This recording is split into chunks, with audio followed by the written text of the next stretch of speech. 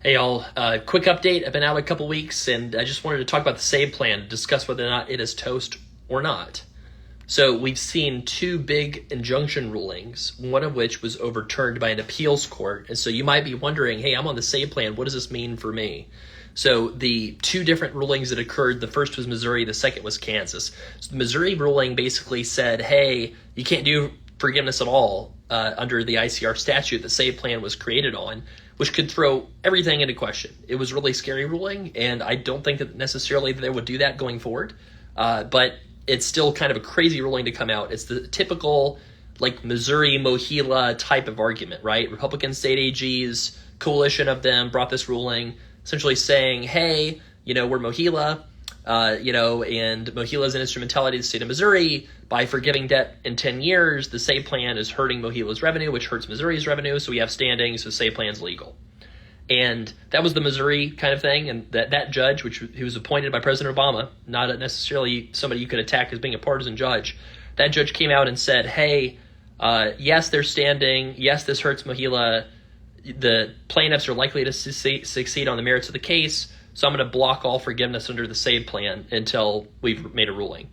Now, the separate case that was coming from Kansas, this one is basically saying, hey, the people made this argument where, a coalition of state AGs from Republican-led states saying, hey, we have these loans from the FEL program that we earn interest income on, and the SAVE plan's causing all these people to consolidate to leave the FFEL program to get the SAVE plan, and that's hurting our interest income. So we have standing, and therefore the SAVE plan is also legal because, we have standing to sue based on that. And so the judge there said, also a President Obama appointee said, no, you can't say that all states have standing in this case. It's only about 3 of them that have standing. But I'm going to go ahead and grant an injunction against the SAVE plan being further implemented, but only on the stuff that President Biden's administration hasn't implemented yet. And so that judge was like, well, you didn't care. You didn't care when you were ruling on they were doing the SAVE plan like a year and a half ago, so I'm not going to block any of that stuff. I'm just going to block the 5% of income and the stuff that forgives debt sooner than 20 years that hadn't been implemented yet. And so that judge put an injunction on the rest of the SAVE plan being implemented. And, the student loan policy people in the Democratic administration that we've got are very sharp, and they immediately were like, put the student loan program on pause completely, freeze the student loan program while these, cases are being worked on. Now, really what's going on in the background is I don't think Department of Education can calculate what people actually owe. I don't think they've done the work. I don't think that their contractors are capable of making the payment calculation. I think they're very confused as to what payment should be.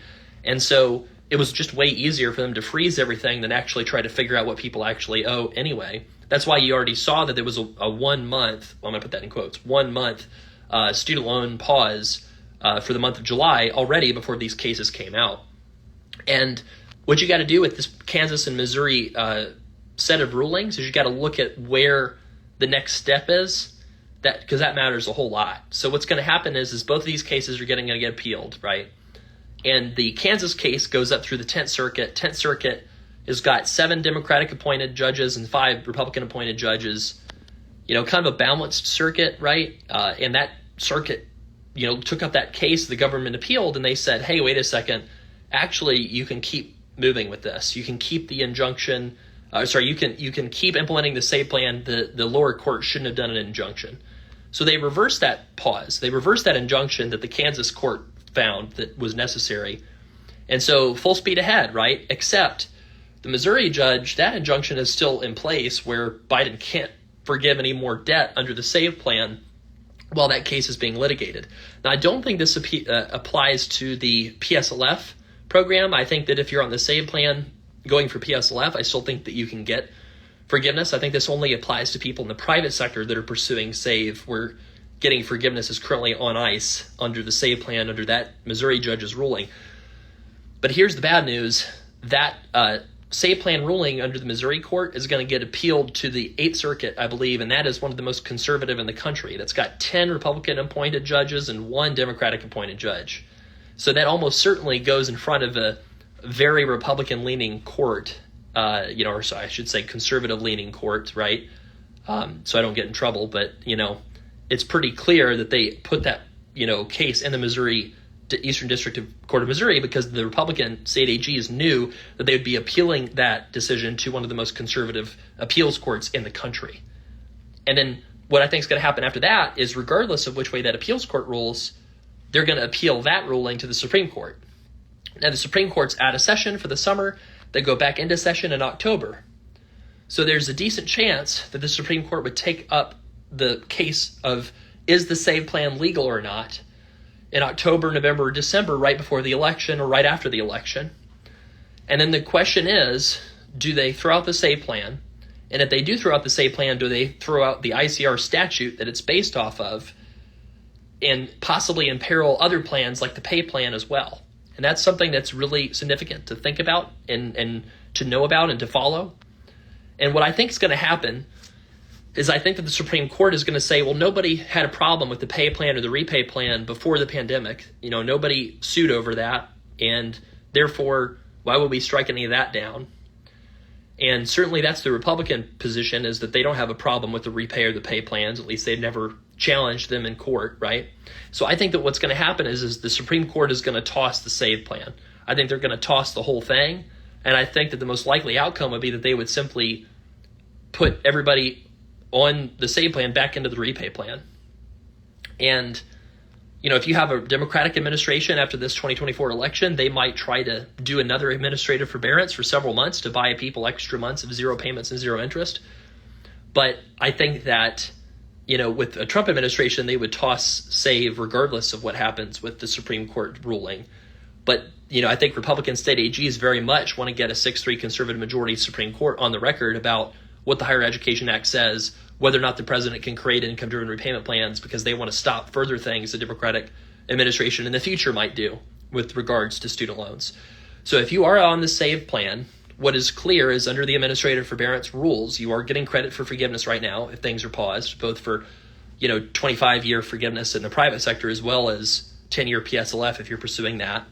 So that is in the rules, in the regulatory rules. It was a New York Times story that said that people weren't getting credit, but that's not what the rules say. The rules say you do get credit during these months of pause payments. I do think there's a chance that you're going to continue this pause until they make a ruling at the Supreme Court, which could be several months. It could be like a new student loan freeze. And I think that ultimately what's going to happen is the SAVE plan is going to be toast. And so I think that your analysis of what should I do with my student loans should be based off of what occurred before the pandemic. Like, based off of the repayment plans that existed before the pandemic, am I still a good candidate for going for forgiveness? And nothing needs to happen now. Nothing needs to be decided today. If you have 0% interest in your student loans, even if you could pay them down, it's probably a better decision to take that money and plop it in a money market fund and earn 5% of your money. So I think that you don't need to freak out about this. Yes, the SAVE plan enhances the ability of more people to get forgiveness, but it is not something that you have to rely on for your everything with your finances. If the SAVE plan got tossed, probably that just makes it where people with debt-to-income ratios of 1.5 or 2 to 1 or above should probably continue to go for forgiveness, but everybody with debt-to-income ratios below that probably just needs to go for repayment. Right now, with the SAVE plan existing, I think it's more like 1-to-1. If you have more debt than your income, you should go for forgiveness. So I think it's just something that you got to be patient with. You got to just be grateful for every month that you have zero payments and zero interest, just to think a bit about a glass half full versus being sad about just the chaotic nature of everything that you have had to deal with as a student loan borrower. And if you want more information on the many breaking developments that are going to happen with student loans, follow Student Loan Planner for more stuff like this. And if you have questions about the SAVE plan possibly getting overturned, what that would mean for you, put it in the comments. We'd love to see them so we can help you get the information that you need. Thank you for following Student Loan Planner, and I'll look forward to seeing what your comments are.